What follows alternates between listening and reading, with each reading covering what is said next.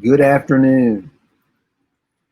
My name is Martin Cowart, and welcome to Noonday Meditation and Contemplative Prayer Power Hour, where we gather here on Facebook Live every day, Monday through Saturday at noon, to love and support each other through this pandemic.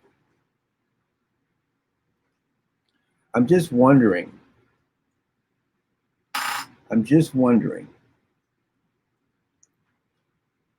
is COVID-19 Mother Nature's, the Divine Mother's fierce, loving slap to wake us up to the truth? Similar to the way a mother bear may slap her cub to protect us, I'm going to ask us to consider that COVID-19 is a fiercely loving slap from Mother Nature, the Divine Mother, to wake us up to the truth of a deeper, more dangerous, more deadly, and more persistent disease within all of us. And that disease is the disease of unworthiness, the sense that we are unworthy of love. And the impact of that is what I we might call a sense of self-hate. And it's not hard to understand really how that gets amplified, because in our Western culture, in many of our Western religions, they completely misunderstood the message in Genesis and teach that we're born in original sin, meaning we're born separated from God. We're born flawed.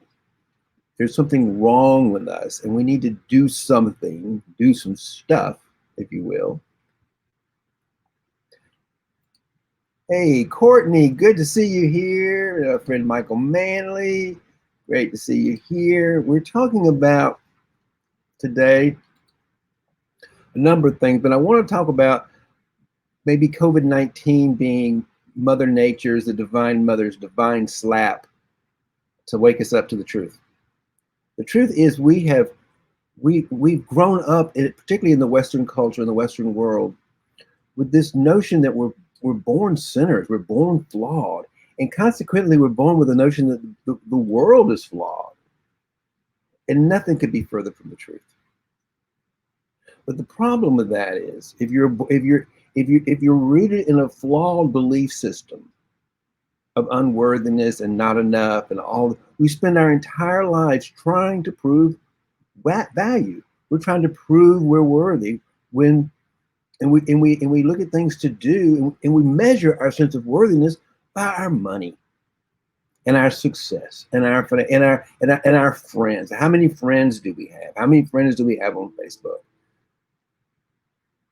And if we're in that world of having more to prove our value, to prove our love and our wealth, then there's never going to be enough, because that is a construction, a fear-driven construction of our ego-thinking minds. And out of that fear-driven construction of the ego-thinking mind of not enough, I'm going to call it the toxic disease of unworthiness and shame and not enough. We have created a very toxic socio-economic systems. The old norm is a zero-sum game where actually nobody wins. Hey, Nicola. Thank you for joining us. Hello from New Jersey. I'm in New Jersey too. It's raining here in northern New Jersey where I am, Nicola. Where is it? Where are you? I'm in West Orange, and it is raining. I think we've got a storm coming in, Tropical Storm Faye, I believe is her name. And it's kind of nice for a day like today to be on my porch and to be. It brings me closer to the Divine Mother, if you will. So I'm glad you joined us today. Thank you so much. And thank you for saying hello. So I just want to think a little bit about the impact this toxic disease has had on humanity since almost the beginning of time. Hey, Mindy, how are you doing today? Happy Friday. Glad to have you here. How has We have got social economic systems that clearly only benefit a few people. They are grounded in fear of not enough. Fear, as if there's a pie, as if there is a finite amount of resources, of money, and oh yeah, I know Somerville. You're not far at all. Is it raining in Somerville? I know Somerville. Well, you know, New Jersey's just one little town after another, so it's a great big community, great big state of communities. I love it. And I realized, at least for me and for a lot of people, that this COVID-19 is a big wake up to the painful truth that this old norm, the old way of having to sort of fight and produce and consume and win our way to the top of something, no one's winning. And it's designed only to favor the few who can somehow claw their way to the top of the pile and get their fair share. And they're not even happy either. Let me think about this. In a zero-sum game, it's zero sum. Nobody wins. Yes, right here too. I guess it's raining all over New Jersey. There is a zero-sum game. That's what a zero-sum game is. Nobody wins. Even those so-called people who think they're at the top. I'm going to be frank here. Look at the president of the United States. He's supposedly a billionaire, got more money than most people. He's in the top 1% financially.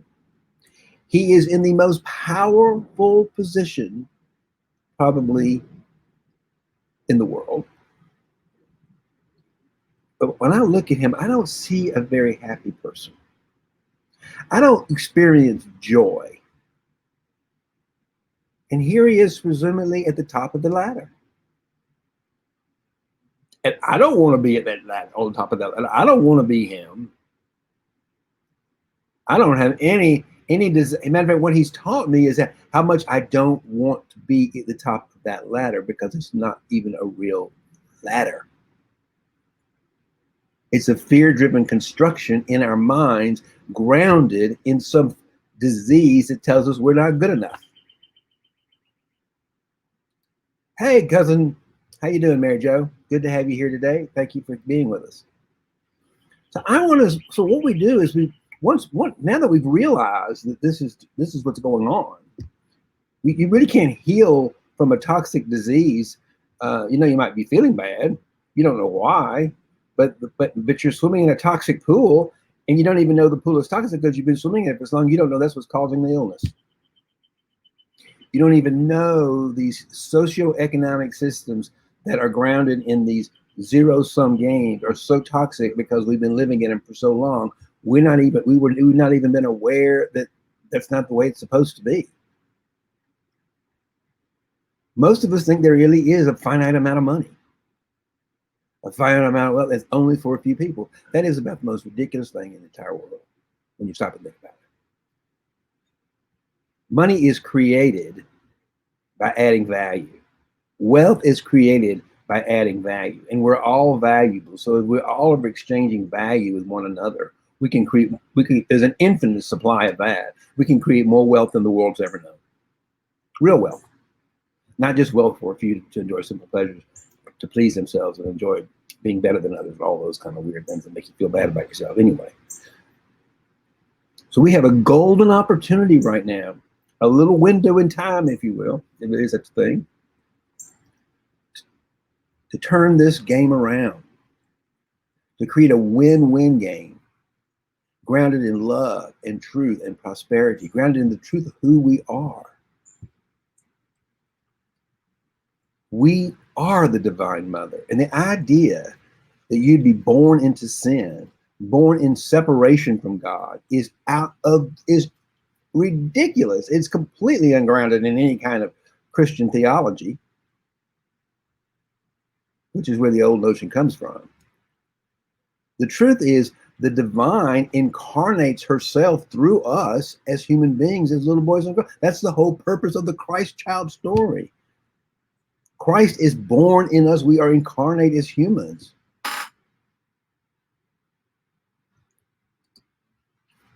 Yes, We are waking up to, that is our power. We're waking up to our power, Courtney. And now is the time we rise up together and create a new world order grounded in that truth. And that's powerful. That is extremely powerful. This COVID-19 is slapping us, and we're waking up to our true power, our real power, our power to create a world beyond our wildest imagination. And that's exciting. That's exciting to be part of, isn't it?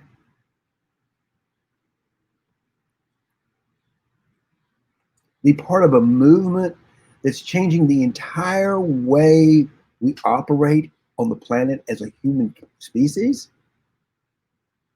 That old norm is so exhausting. And when you get out of it, when you step back, as many of us have done, we can't even believe we've been caught in that toxicity for so long. And the impact has been painful. It is a lot deadlier than the coronavirus. The coronavirus is just a little slap to wake us up to a much deadlier virus within us. And thank God for it. Because as Courtney just says, we are waking up to our power, and now is the time to rise together and create a new world order. And I don't mean some utopia unicorns. I mean a real social economic system, a world grounded in the truth of who we are. And we can co-create that together, and we are doing that right this moment. So just imagine a world where everyone knows and feels they're worthy and have the ability to bring all their gifts, infinite gifts that we all have, out into the world, so that we can all dance. We can all dance in the joy of life itself.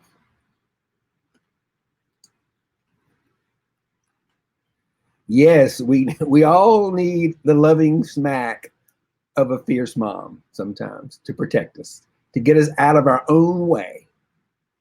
Because left to our own devices, we human beings have done a really great job of destroying a lot of what the world has given us. So yes, it's quite a blessing. It's a smack in the face to wake up to the truth. So let's read a little bit today. Thank you, Courtney, for joining me today. I always love it when you come in and bring in some comments, because you add a new dimension to this talk. Anybody can. I like it when anybody comments, because I get out of being in a monologue and get into a dialogue, and I think that's exciting for me. So thank you for that. I want to read a little bit to you from what came across my email this morning from Richard Rohr. Social renewal as a spiritual practice. CAC faculty member Dr. Barbara Holmes points us to the interwoven nature of love of God, of self, and of neighbor. We cannot keep the great commandment without fully engaging in all three. In her wisdom, she sees this time of crisis as an opportunity for a great reimagining for our society and how it might function for the good of all. Barbara says, the practice I am focusing on is self-love and love of neighbor. We tend not to be very good at either. But during this time of isolation,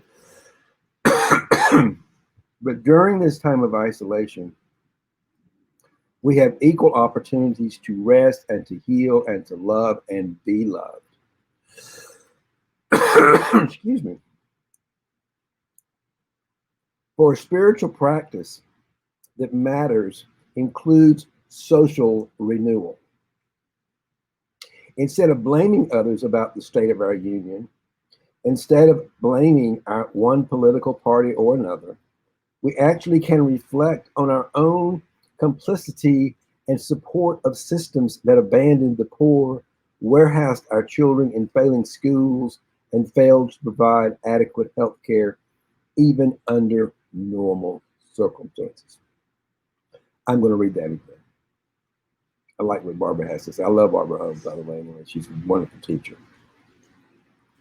Instead of blaming others about the state of our union, instead of blaming one political party or another, we actually can reflect on our own complicity and support of systems that abandoned the poor, warehoused our children in failing schools, and failed to provide adequate health care even under normal circumstances. As a spiritual practice, we can wake up to the possibility of building a new order. We can improvise those possibilities, try them out in the creative microcosm of a shared public life, realizing that our own way of life before the pandemic was not perfect. It could be improved so that all members of the society thrive. We've received reports that COVID-19 is disproportionately impacting communities of color. There are many reasons for this outcome, including the fact that people of color often have chronic health problems that make them particularly vulnerable to the disease as a result of poverty, poor or non-existent health care, and economic disparities. A zero-sum game of economic system is painful. And these are the impacts of it. And that's what we want to change. We should reconsider the contours of our national social contract. Our social and economic systems work on a zero-sum game. Our social and economic systems work on a zero-sum game where there are winners and losers. The game is an illusion of winners and losers. In a zero-sum game, everybody loses. My comments. It didn't have to be that way. It doesn't have to be that way. We have the opportunity to restructure society so it works as well for the have-nots and the almost has as well as it does for the wealthy. Do we really want a society organized to support the rich with the tolling of the underclass of marginalized laborers? Do we believe that it is every man, every woman for themselves? Or do we want a society safety net for those who have fewer options and fewer resources? I'm going to add access to fewer options and fewer resources because of the old economic, social structures and economic structures. From an article I wrote titled "Still on the Journey," this is again Dr. Barbara Holmes.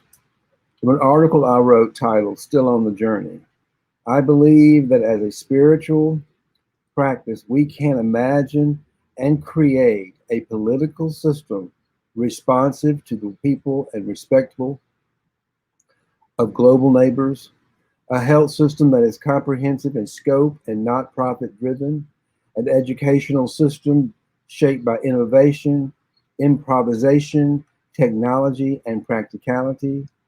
The pandemic and widespread demonstrations for Black Lives Matter have lifted the veil from our eyes.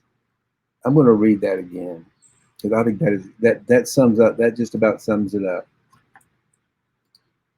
Hello, Darso. Dirso. If I pronounce your name correctly, I'm not always sure. I'm glad you're here. I'm going to read that last paragraph that she put in her book. I believe, Barbara says, I believe that as a spiritual practice, we can imagine and create a political system responsive to the people and respectful of global natures, a health system that is comprehensive in scope and not profit-driven, an educational system shaped by innovation, improvisation, technology, and an educational system shaped by innovation, improvisation, technology, and practicality. The pandemic and widespread demonstration for Black Lives Matter had lifted the veil from our eyes. And now that the veil has been lifted, what are we going to do? What we're going to do is pretty exciting. We're going to restructure the world. Can we be honest now about what is not working? Can we re-envision new options? I believe that we can if we want to. Everybody in this with me? I want to. You wouldn't be on this call if you didn't want to. So let's get busy. Yes, amen. Amen, Barbara. Amen to the truth. Woo! So let's meditate. Let me put on the insight timer in case you're just wondering what this timer is. Anybody can download it onto the app. It's called Insight Timer. It's free. You can pay for it if you want to. I don't have a paid version. I just want the timer. So, but if you like, it does have, I think, some good meditations and stuff like that. So if you want that, I think it's pretty inexpensive. You can add that to it. So let's. Yeah, I know you're in, Mindy. We've gone back on. We started back in the days of 9/11. Let's raise before we begin to raise our arms in the air and feel that the mother nature, the divine force, the divine feminine, the divine masculine within all of us. It's not about gender. It's about the energies. The energies of the divine feminine, the energies of the divine masculine. So let's raise our hands as a practice of being divine. This is the practice of the art of being divine. Raise your arms in joy and gratitude for the life that's holding up your hands. Without the life force in your hands would not go in the air. You wouldn't hear my voice and I wouldn't be speaking. It is that life force that connects us all that you're hearing and I'm speaking from. Sometimes I get a little bit filtered through my brain. I don't get it right. But we're here. Put your hands on your heart and get quiet. Allow yourself to get still. A little bit more still. Knowing you're holding in your hands the creative life force of the world.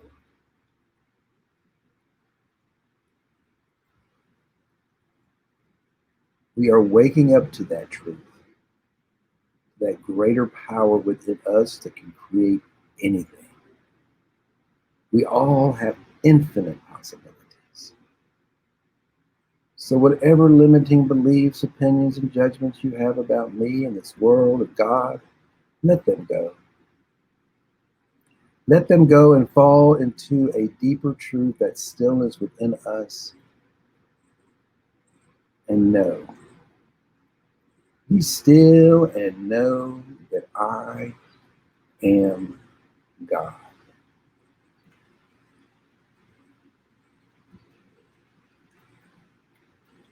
Say that to yourself as you put your hand on your heart, in your mind, and from your heart. Claim the truth about who you are. I am divine. I am pure, loving awareness. I am the powerful divine mother, creating everything that you see, feel, touch, and experience. I am that. Be still and know that I am God. Not me, Martin Coward. Oh no. Martin is just grateful that he gets to go along for the ride. Martin gets to be a vehicle, a servant.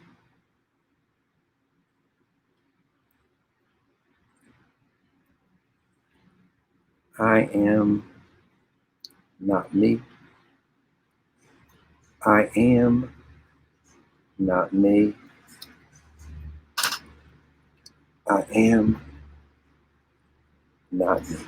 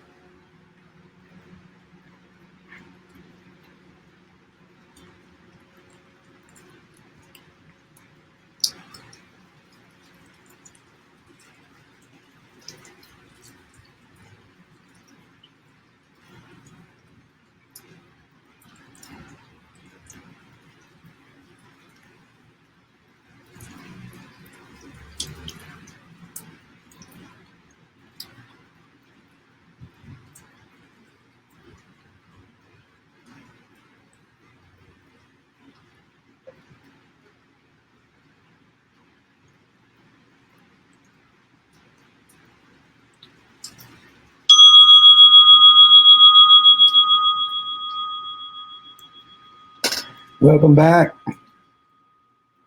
Welcome back from your interior journey inside, where we get still and quiet and listen to the truth of who we are. Empower ourselves to live that commandment, to love life, to love our God, to love ourselves, and love our neighbors. Knowing we want to be successful in this life. You want to be successful and win the game of life. It's this simple. He or she who loves the most wins. So what are you doing today to be a winner in this game called life? Loving and being loved.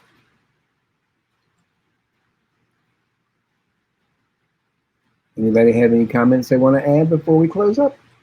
And again, I want to say that, suggest that to make it a full power hour, as we've been talking about 42 minutes. If you've got a journal, my suggestion is to get out your journal and do a little writing. Reflect on who you are and what it is you want to do to make a difference in this world. How do you want to participate? And listen for the guidance within yourself for those words. And you might notice the difference between there's an ego telling you what you should do, Don't pay attention to that.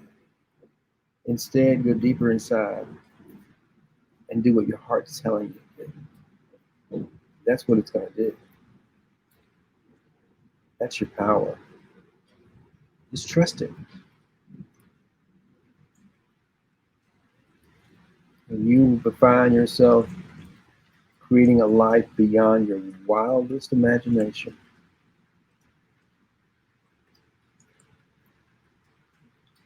may love and prosperity prevail. Oh, by the way, I will not be here tomorrow. I usually am here on Saturday, but tomorrow I will be traveling to Puerto Rico with my husband. We're going to be spending the next 3 weeks in, I guess, pandemic isolation or quarantine in Puerto Rico with his brother, my family. So I'll be back on Monday, but I will be recording live from Condado Beach, Puerto Rico, as we co-create this wonderful world of abundance and majesty. So I'll miss you tomorrow. I'll be on an airplane at this time, but I will be back on Monday. So until then, may love and prosperity prevail. Thank you.